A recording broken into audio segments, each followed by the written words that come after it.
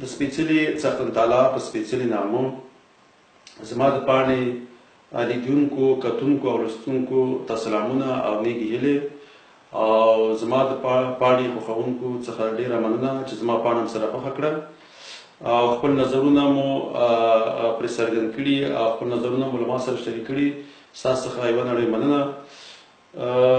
ورونو نن به اول تاسو ته د یو وړوکی غوندې کلیپ ښکاره کړم او د هغې څخه وروسته بیا همدغه کلیپ باره کې یو څو خبرې لرم.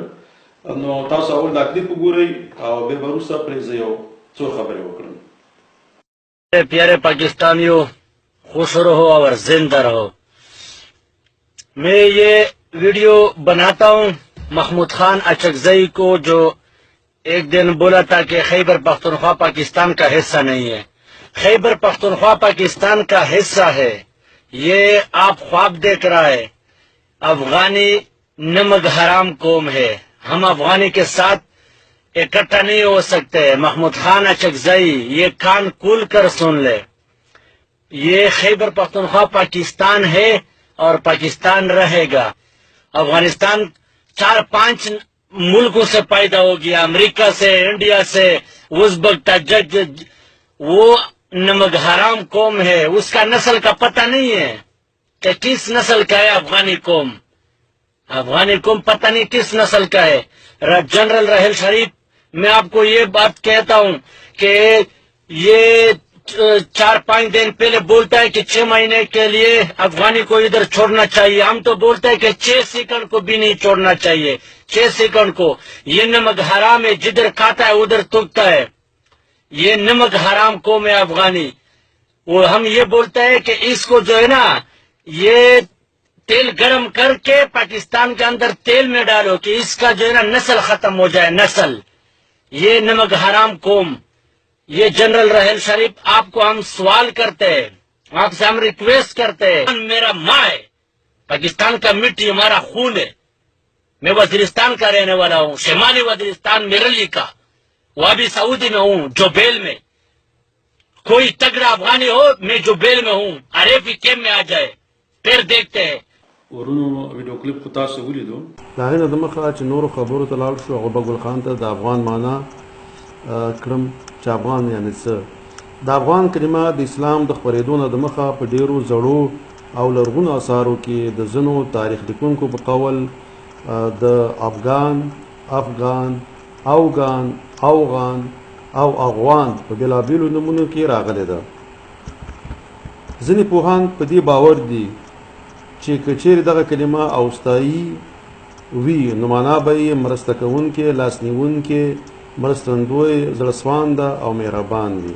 او هر څوک چې په دغو خویونو او خصلتونو برابر وي نو هغې ته به یې افغان او یا افغان ویل. اوس هم افغان په معاصره مفهوم هغه چا ته ویل کېږي چې ننګیلی، مېړنی، تورزن، میلمهپال او نور دا ډول ښېګڼې ولري. زه به خبرې د خوشحال بابا د یو بیت څخه وکړم.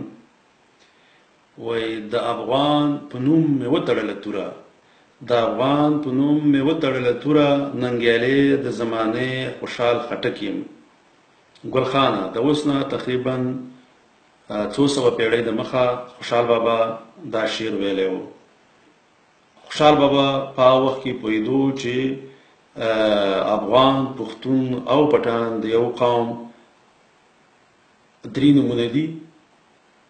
خوشحال بابا د مغولو د حکومت د پراخوالي او د ټینګښت لپاره ډېر پښتانه مړه کړل. ډېرې پښتني سیمې د مغولو په حکومت کې شاملې کړې. خو کله چې شاهجهان مړ شو او اورنګزیب دا وخت پاچا شو نو خوشحال بابا یې بندي کړو. او کله چې خوشحال بابا راخلاص شو، خوشحال بابا په دوی پوه شو چې ما د مغولو د حکومت د ټینګښت لپاره ډېر پښتانه مړه کړل، خو مګر دا چې زه په خپله مغول نوم، پښتون نوم، افغان نوم او نو په دې خاطر باندې مغولو بندي کړل.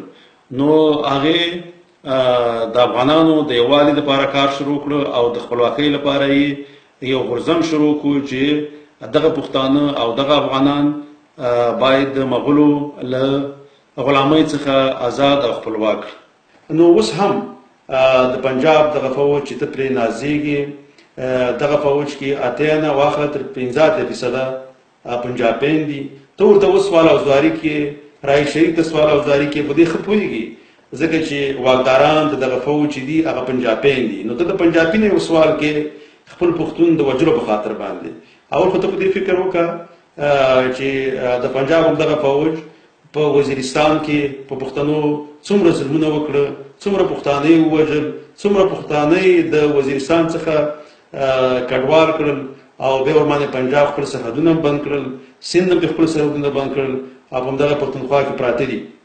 که چېرته ته هغه پاکستاني ګڼلې نو اول خو به دغه سرحدونه په تامین د پنجاب نه بندولې، بل که چېرته ته هغه پاکستاني ګڼلې نو د سی پیک دغه پروژه چې و دا به د پښتونخوا نه پنجاب ته نه وړلې.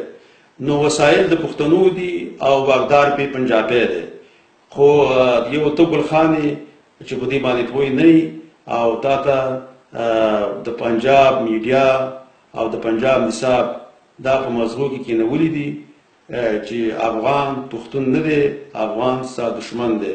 اوس هم د پنجاب دغه فوج او څو پښتانه غلامان کړي او به دغه غلامان به ته د پښتنو په سر باندې واکداران کړي او به دغه واکدارانو د لارې په پښتنو باندې حکومت کوي.